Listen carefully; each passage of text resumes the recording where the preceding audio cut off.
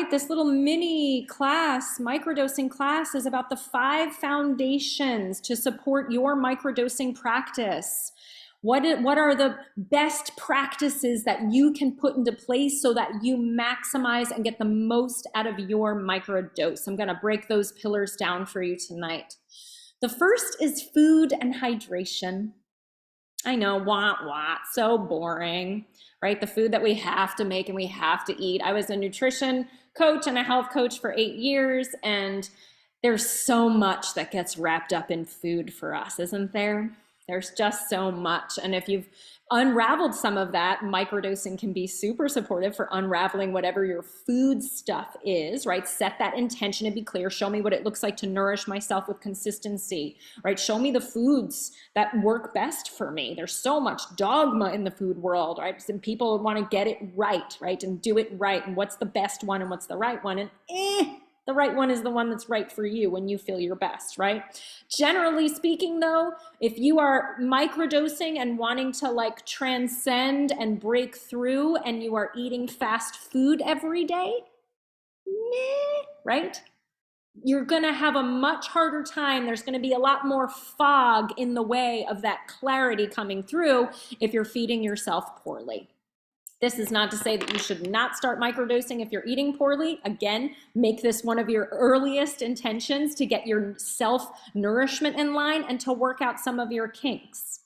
I had an accidental psilocybin journey last year. I took a very generous microdose that had somehow aged. I'm still not sure what happened.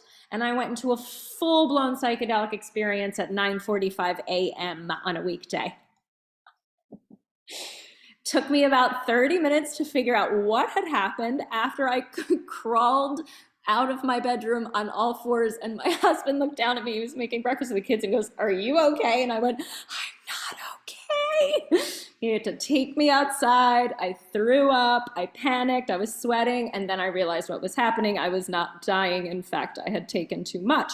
That story to tell you that I went into a 6-hour journey where I healed a binge eating disorder, basically, like in that 6-hour journey, healed it, faced it head on and healed it. It was profound. I spent all 6 hours outside in my hammock and in the pines. And I think that had a lot to do with how deep and profound the healing was. And I integrated like crazy with my therapist and my breathwork teacher afterwards.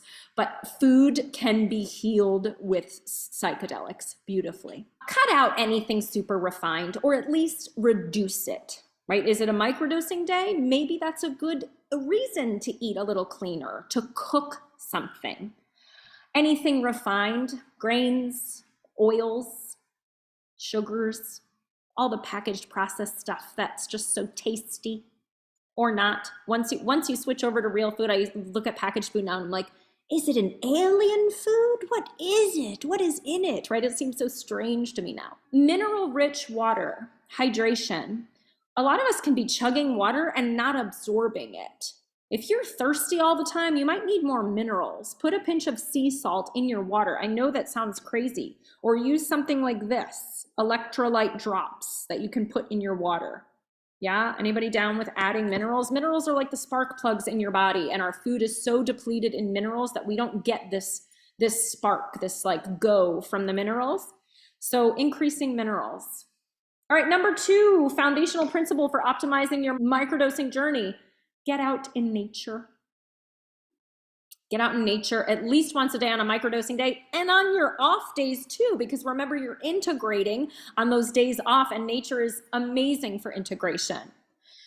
And not just like go outside, but like get in nature, right? Touch it. Take your shoes off, right? Lay down, wrap your arms around a tree, listen to a tree, smell a tree. You guys think I'm nuts. I will wrap both arms around the tree and put my nose as deep in one of the pine crevices as I can and do some breath work up against the tree. You are like huffing the oxygen. It's the greatest thing ever. Okay? Breathe with the tree. And if you've never taken some mushrooms and then watched the trees, right, you have not lived, because you will watch them breathe and communicate with you. Yeah? I like to think of the elements if I'm struggling with nature. I'm a real earth girl. You can hear with all the trees and the earth and the earthing, but think about air. right? Think about hiking and getting to a higher level and seeing more expanse, more vista, more space. Our eyes are not meant to look at everything like this far away, like we do now, right? Why we have headaches and all sorts of issues, right? One of the best things I've learned, first of all, get out and look at horizons if you can, and let your eyes go side to side on the horizon. This actually can improve balance. I have a friend with MS who does this, and it helps improve her walking. We're meant to look out. Think about it. We're meant to look out at the horizon. We're not meant to have buildings in the way, right? And we're meant to be scanning for threats. We feel safer when our eyes go side to side. In fact, a quick fix for when you're feeling a little agitated, put the device down. You can do it with me if you're feeling it. Put your hands behind your head like this and keep your head straight and lock your eyes all the way to the left. Look to the left corner and hold your eyes there.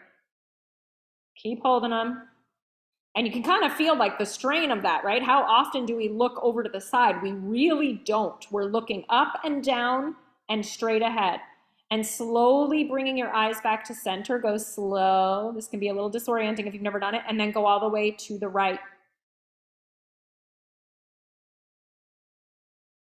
And hold. It feels like I'm pulling my brain to the side and slowly coming back to center. The first couple times I did that, I thought I was going to throw up. It was like I was on a ship in the ocean. That is toning to the vagus nerve. The vagus nerve is critical for nervous system regulation. It runs from your brain and wanders, that's what vagus means, all the way through the body. Vagal toning is a hip new term, and I encourage you to follow those hashtags. Yeah, I started getting dizzy on the left side. Yeah, Timothy, that just is an indicator that you're just not used to literally looking left to right. Do that 2 minutes a day, and you may just be amazed. Okay, so fire, right? We're on the elements. I think someone hasn't lived unless on a microdosing day or a very generous microdosing day combined with a little cannabis, you light a fire outside under the stars, under the moon. That's my preference, to put a little cannabis in there if it doesn't work for you, or you've used microdosing to stop with cannabis. A huge props to you. Water, right? Are you getting out near water, to hear water, to see water, to touch water? Think of your elements: earth, air, fire, water. How can you get in with those? All right, that's pillar 2, nature. Pillar 3, creativity. Creativity. You don't have to be an artistic person to be creative. This is a common misconception with creativity.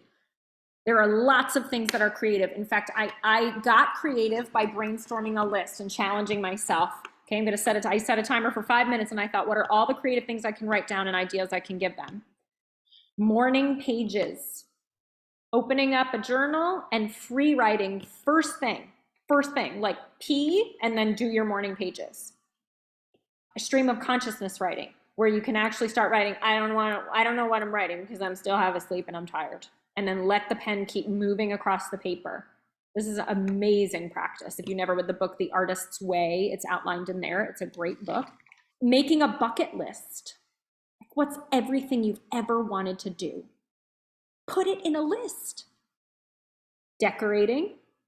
Moving furniture around your house. I'm definitely known to get a little stoned and tell my husband, like, no, the couch does not go there. The couch does not go there anymore. The couch goes over there now, right? And suddenly I need to redecorate the house. That's that creativity that the medicine often brings out in me. Making origami, gardening, trying a new recipe. Cooking is very creative. Playing a board game. Starting a vision board or making a vision board, organizing a drawer, that's a creative act. Making lists, gratitude lists, lists of desires, fun lists, not to-do lists. One of my favorite lists, evidence of miracles. Keep it going. See if you can do 5 a day. There are miracles happening everywhere, and we are so conditioned to the negative to see what's not working. Prime yourself to see what's working by making a list of miracles every day. I found a penny is a fucking miracle if you're going to look at it that way, right? Like, perspective is everything. What are you choosing to notice?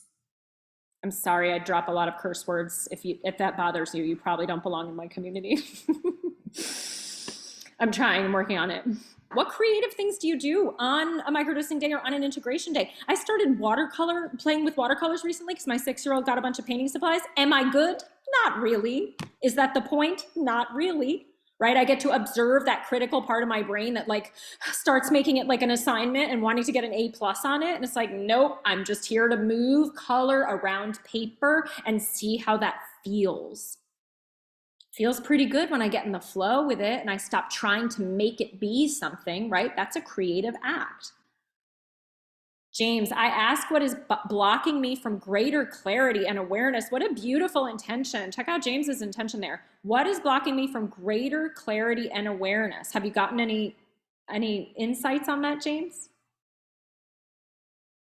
Come off mute. I would love to hear from you. Unmute. You know how to do that? I was saying that I get in the way of myself, as do most of us. Yes, congratulations on being fabulously human.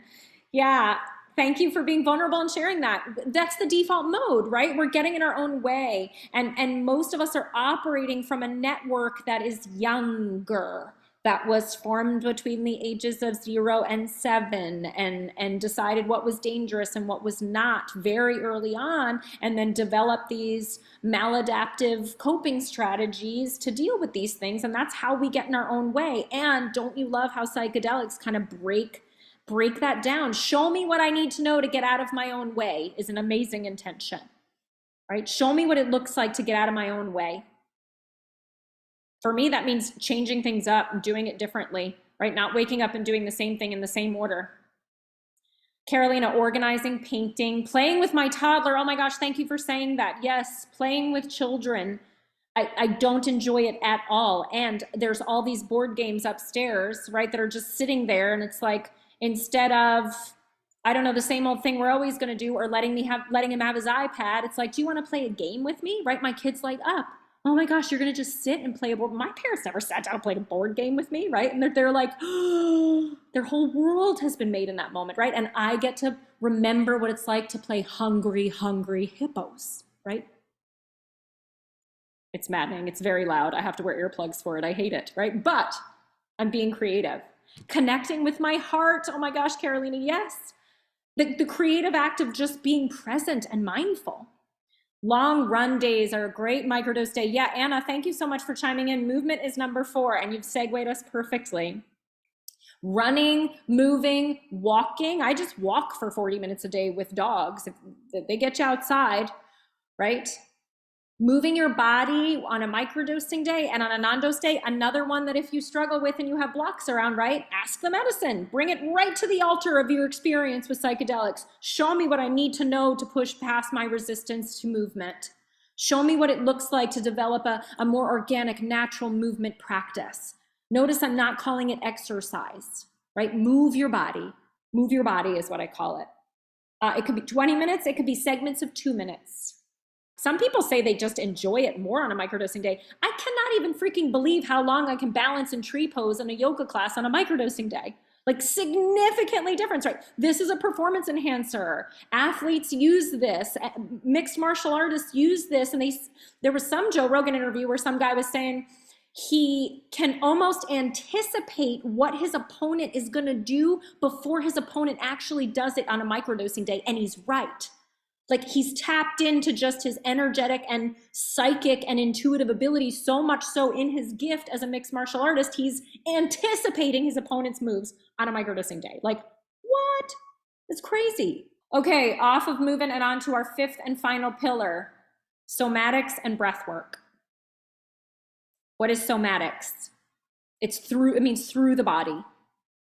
We get real caught up here, with the exception of exercise, right? On this list, we get real caught up with trying to figure our way out of everything. I got to figure out how to get out of my own way, right? I got to figure out how to start doing my breath work first thing. I got to figure out how to start eating healthy. There's nothing to figure out. There's everything to feel out, right? James said it. He's in his own way, and that's in his body. We love to attack it from the top down, and microdosing is a top-down medicine, y'all. We start up here and it trickles down. Breath work is a bottom up medicine. You start in the body. So Tai Chi falls in this category. Yoga falls in this category. Your movement could be falling in this category if it's done very mindfully and you're aware of what you're doing as you're breathing and moving energy. That's all that it requires. I didn't know why I was obsessed with yoga for 10 years until I understood trauma. I was marrying movement with breath, and I was like, I feel amazing after this type of exercise, right? It's therapy. It was therapy. It's somatic therapy for the body. Older gentlemen here, like, you don't have to figure out how to do yoga, right? You could just go for a walk, do a little bit of breath work, and stretch, right? Doing this, we can call this somatic. Vagal toning, put that on the list. So those are the pillars: food and hydration, nature, creativity, movement, somatics, and breath work through the body. And when I say breath work, I'm not saying you have to do much at all. I aim for one long journey a week. Long is 20 to 60 minutes.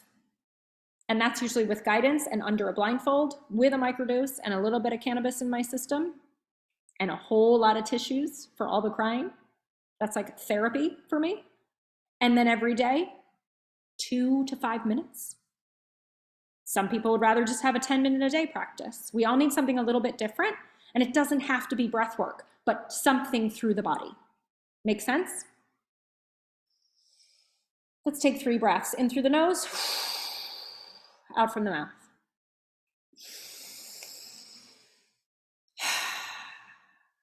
Yeah. So with any psychedelics, this isn't just psilocybin, and there's almost 200 varieties of psilocybin mushrooms: golden teachers, riptide, penis envy, melmac, insert name of psilocybin mushroom here, it doesn't matter. You cannot take psychedelics every day at all because you'll develop a tolerance within about 2 weeks, and then you'll have diminishing returns, meaning you're going to spend money and put it in your body and you're not going to feel it. You build a tolerance. You have to take breaks. This is very useful because with psychedelics, you need breaks in order to integrate. Nature built that in correctly, right? It's designed that way by nature, not by humans deciding it would be better if we took it this way. So sometimes the days off from a medicine are more insightful than the days on. So on a microdosing day, I sometimes feel emotional. You know, it's all coming up. I've asked for something to be seen and it's being revealed, and it's like, oh God, I'm acting like my mother with my teenager, right? I can really see it, right? And then it's not till the day after where it sort of settles in and it's less emotional for me. It's a day 2 for me, and that can change, right? It can change. So day after for me, it's just easier to be in my stuff. Yeah, bravo.